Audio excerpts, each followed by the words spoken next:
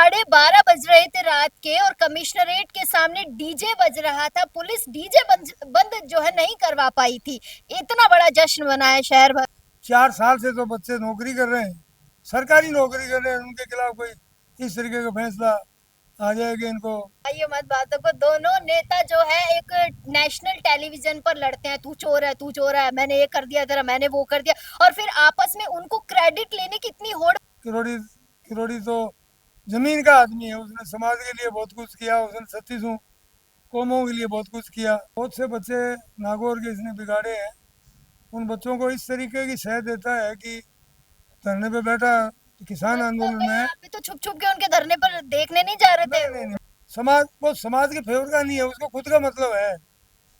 वो तो खुद तक ही सीमित रखता है हर काम है, आगे कोई जाने का कोई काम ही नहीं उसका, सब ऊपर लेता है। नमस्कार, स्वागत है आपका हमारा समाचार में और मैं हूं आपके साथ दिव्या शेखावत। देखिए, राजस्थान में वैसे को इतने बड़े बड़े मुद्दे हैं कि हम ये नहीं कह सकते कि मुद्दों की कोई कमी है। और हॉट मुद्दा राजस्थान में इस वक्त है एसआई भर्ती परीक्षा 2021। भर्ती परीक्षा जो है रद्द कर दी गई थी, लेकिन एक और फैसला आ जाता है कि भर्ती परीक्षा पर रोक लगा दी गई है, रद्द नहीं हुई है। कई लोगों ने इस भर्ती परीक्षा को लेकर जश्न खूब जोरों शोरों से मनाया। जयपुर शहर में देर रात तक डीजे बजे, लेकिन इस डीजे बजने का कारण क्या रहा है, खैर ये तो वो लोग ही जानते हैं। लेकिन मेरे साथ राजा राम मील जी हैं, इनसे जानेंगे कि 2-3 दिन पहले इन्होंने भी प्रेस कॉन्फ्रेंस की थी, काफी सारे अभ्यर्थी इनके पास आए थे अपनी पीड़ा लेकर।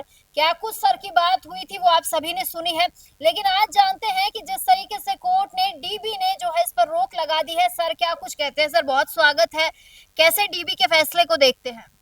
अच्छा फैसला है, बहुत बढ़िया फैसला है, न्याय हुआ है इन बच्चों के साथ। ये 800 लड़के जो हैं, इनके साथ अन्याय हो रहा था। ये जो सिंगल बेंच का फैसला हुआ वो कोई न्याय उचित नहीं, गलत बात थी। इस तरीके के फैसले नहीं हो सकते कि 4 साल से तो बच्चे नौकरी कर रहे हैं, सरकारी नौकरी कर रहे हैं, उनके खिलाफ कोई इस तरीके का फैसला आ जाए कि इनको बर्खास्त कर दिया जाए, ये नहीं हो सकता। तो अभी उनको न्याय मिला है और न्याय आगे मिलता ही जाएगा। मैं तो ये चाहता हूँ कि मैंने तो जो 4 दिन पहले उनको यहाँ आए थे, प्रेस कॉन्फ्रेंस करी थी, तो मैंने तो उस दिन ही इनको ये कह दिया था, आशीर्वाद दिया कि तुम एडी से एसपी से रिटायर हो गए, कोई गैलेंट्री मिलेगा तो आईपीएस भी बनेगा। तो मेरे हिसाब से तो इससे बढ़िया कोई फैसला नहीं हो सकता। आज तो स्टे है, ये फैसला भी होगा। और इसमें जो सिंगल बेंच का आया वो सही नहीं, गलत तरीके से, जबकि सरकार भी इनका जनरल एडवोकेट मौके पे खड़ा इन बच्चों के फेवर में था। उन्होंने पुराना एक से कोई पुराना एक कोई कमेंट्स किया हुआ था ये अपने एडवोकेट जनरल का, उस बात को पकड़ के एक वो खारिज कर दिया। तो ये सही नहीं था। अब जो हुआ है वो अच्छा है, और मैं उनको धन्यवाद करता हूँ और बधाई देता हूँ इन बच्चों को, जो कि इनका भविष्य सुधरा है, आगे अच्छा चलेगा। इतना बहुत बड़े 800 बच्चों का परिवार बड़ा दुखी था और आज में उनको राहत मिली है, अच्छी बात है। एक बात बताइए मील साहब, कुछ दिन पहले जब सिंगल बेंच ने फैसला दिया था कि भर्ती परीक्षा रद्द हो जाती है, अचानक से शहर भर में ऐसा जश्न का माहौल हो गया था, मानो कि राम जी ही घर लौट आए और दिवाली जैसा सेलिब्रेशन हुआ था। 12:30 बज रहे थे रात के और कमिश्नरेट के सामने डीजे बज रहा था। पुलिस डीजे बंद जो है नहीं करवा पाई थी। इतना बड़ा जश्न मनाया शहर भर में। उनका यही काम है कि कानून के दायरे में नहीं रहना, गलत बोलना, गलत बात करनी, गलत तरीके से डीजे बजाना। क्या क्या बात है डीजे बजाने की? जिनके 800 घरों के जो दिए बुझ गए उनका क्या हुआ, क्या होता? फालतू की बात करें, उनको तो कुछ मिला ही नहीं, ये तो नौकरी में ऑलरेडी, जो कितनी बड़ी पोस्ट तक जाएंगे। तो ये अच्छी बात नहीं, इस तरीके के डीजे बजाते हैं, वो गलत ट्रैक पे चलते हैं, जैसे कोई मंच से थानेदार की ऐसे करने लग जाते हैं। तो ये इनका काम यही है, पैसा यही है, और इसी में वो मान्यता प्राप्त है उनकी कि ये सही काम नहीं कर सकते। कोई इनके कानून का और कोई शान मान का कोई नहीं है, ये सिर्फ खुद के लिए ही सब कुछ करते हैं। तो ये काम उनका है, हमारा नहीं है। राजस्थान के एक मंत्री और थे वाई वाई उन्होंने भी खूब लूटी जमकर। वही डीजे उनके घर भी बजा। फिर थोड़ी देर बाद मैं किरोड़ी लाल मीणा जी की बात कर रही हूँ, उनको ये बर्दाश्त नहीं हुआ कि हनुमान बेनीवाल के घर पे डीजे क्यों बज गया, मैं भी बजाऊंगा, क्योंकि मैं भी बैठा था धरने पर शुरुआत में। वो तो इसलिए बजा दिया कि दोनों की आपसरी के अंदर होट रोक होगी थी उसमें, लाइव पे, हम्म, एनडीटीवी राजस्थान पे। हम्म। तो उस बात की वो गस उतार रहे थे कि भाई इसने भी गलत बोला और इन्होंने बोला, तो वो सोचा कि वो बजा रहे तो मैं ही बजा दूं। बाकी वो तो समझदार आदमी है, पुराना आदमी है, 40 साल से पॉलिटिशियन है और आज बड़े पद पर है।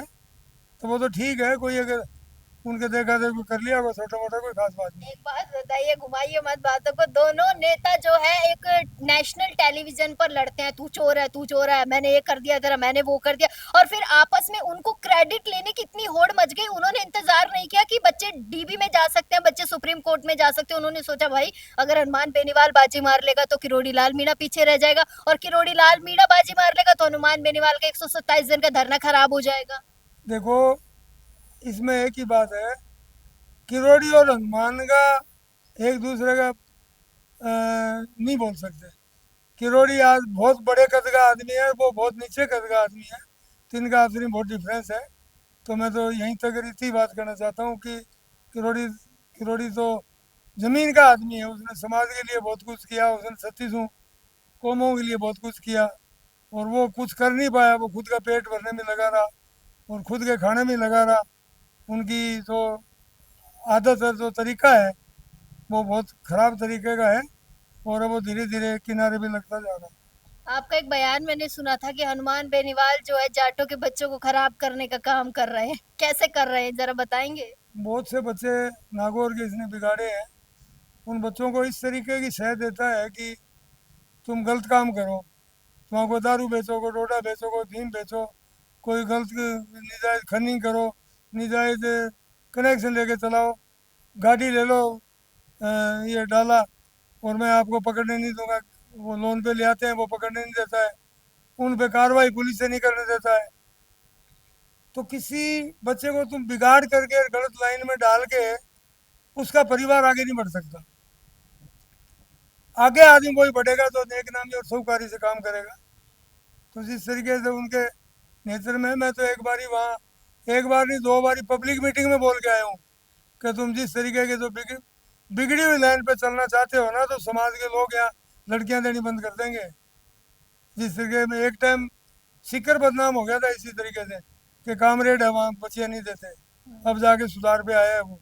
जब हॉस्टल वहाँ जाट बोर्डिंग चालू हुआ, अब सुधार पे आया, लड़कियों की हॉस्टल बहुत अच्छी चलने लगी, और कामरेड में उनको भी मालूम पड़ा कि भाई बदनामी से निकलो, तो वहाँ ठीक हुआ है। तो वो इस पोजीशन में वहाँ समाज का बहुत बिगाड़ा हुआ, समाज का बहुत नुकसान हुआ। और समाज, वो समाज के फेवर का नहीं है, उसको खुद का मतलब है, वो तो खुद तक ही सीमित रखता है हर काम है, आगे कोई जाने का कोई काम ही नहीं उसका, सब ऊपर लेता है।